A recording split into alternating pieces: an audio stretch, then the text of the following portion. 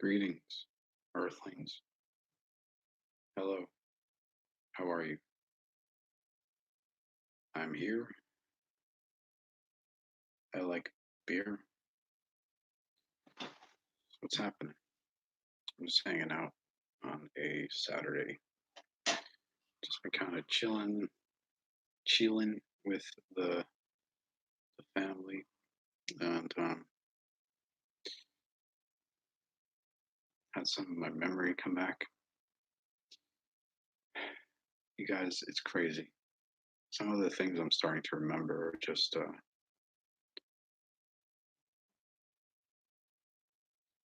fairly difficult for even me to believe, but I know they're true because my memory is definitely coming all the way back. And I'm starting to realize that things are not what they have appeared to be, very much so in my life, especially for some reason, it seems. Um, so either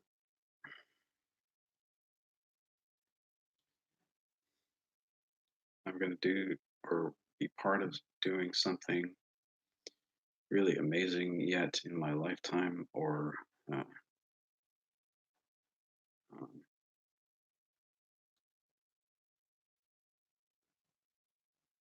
I'm people are trying to prevent me from doing something horrible, or people are trying to prevent me from doing something that they think is horrible. That really isn't. I think it's a mixture of all of those. And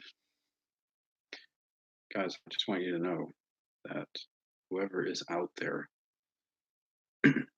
listening to this and is attempting to interfere with future events by interfering with me, you're not really going to get anywhere because you have to understand that some people, when they make up their minds to do something, there's nothing is going to stop them. It's really that simple. And I'm not daring you to try harder or anything. I'm just saying give up and accept it because, que sera, sera. It's God's will. And, when God wants something to happen, you can't stop it. And uh, I can't even stop it. you know, if it's something that God wants for me or wants me to do, I don't really have a choice ultimately. And it's God that's going to find a way to use people that he wants to use to make things happen that he wants to see happen. And that this is we're discussing here. And as someone has been a deep of the scriptures, this is a truth that is contained in the scriptures. You can't change it. And I will go into that further at some point. I'll explain to you how it's unchangeable. Um, there may be certain things that are changeable along the way, but ultimately,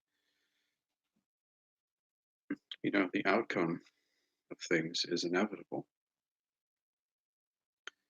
And if God says he's going to use Cyrus to sack Babylon and Michael to stand on behalf of the sons of your people,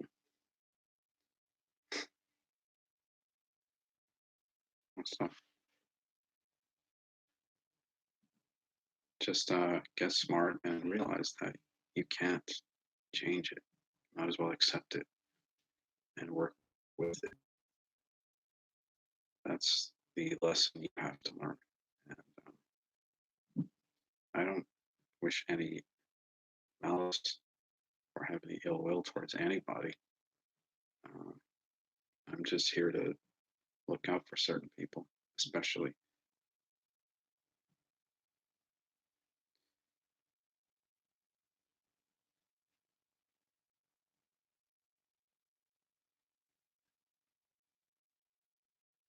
Yeah, I'm just here to look out for certain people, especially. That's the main, ultimately, the main focus of what I'm doing, the main purpose. Everything else is second to that. And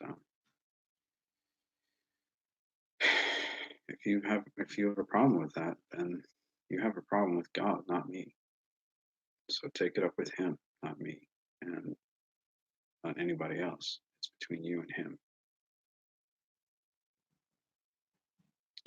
All right. So why don't we start thinking more about what we can do to make America the greatest again, so that we can, by extension, make the world great again, as has been the case for the last 100 or more years.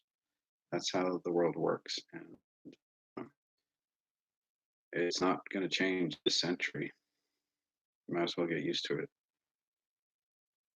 Uh, this indeed might be the greatest American century ever. So just get used to it, you guys. All right, let's take a look at some of your live chat questions here. Hi, Nathan. Hello. We need a new political party that is more united and balanced between both Republican and Democratic. I don't disagree with that idea.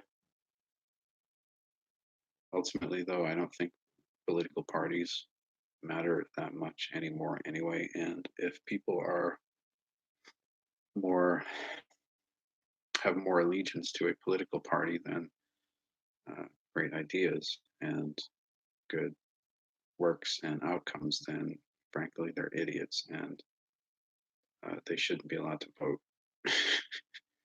But I guess they are. But you know, some there are Republicans with bad ideas. There are Democrats with bad ideas. There are people with good ideas in both parties. It has nothing to do with party. I think if your loyalty is to a brand like a political party, then you're really missing the point entirely of freedom of choice and free will. So I would be more focusing on candidate and their platform and the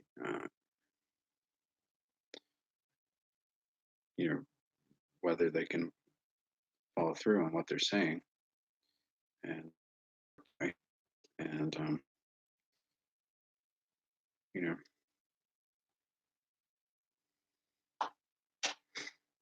parties don't matter. It's like Coke versus Pepsi.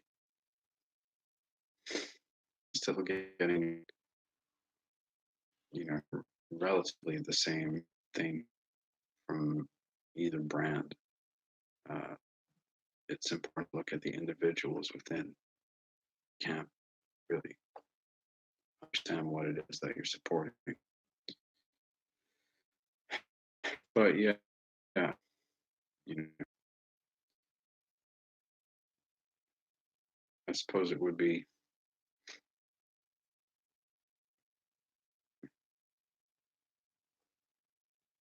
a good idea perhaps to have more options on the ballot at least. I think there should be a none above option on the ballot. So how are you? My internet connection is not great again, but I hope you guys are doing well.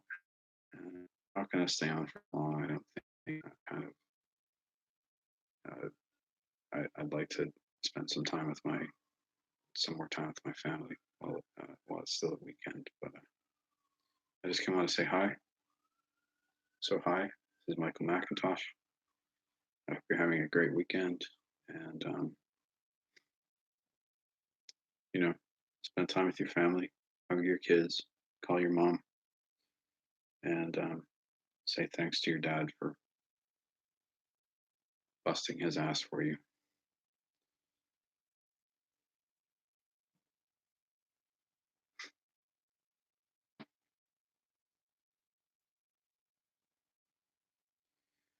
Well, Washington certainly really didn't involve himself in politics. He wasn't really a politician.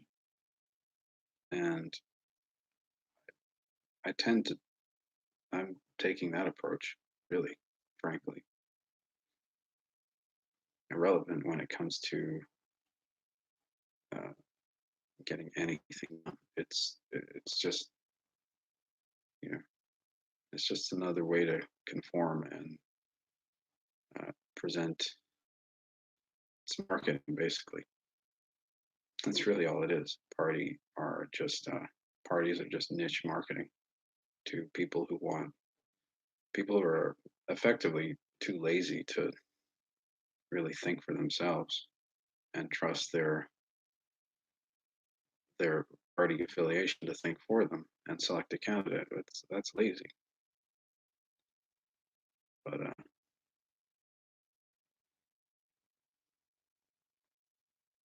I do have to go take care of something right now, so maybe I'll come back on later if you guys are around.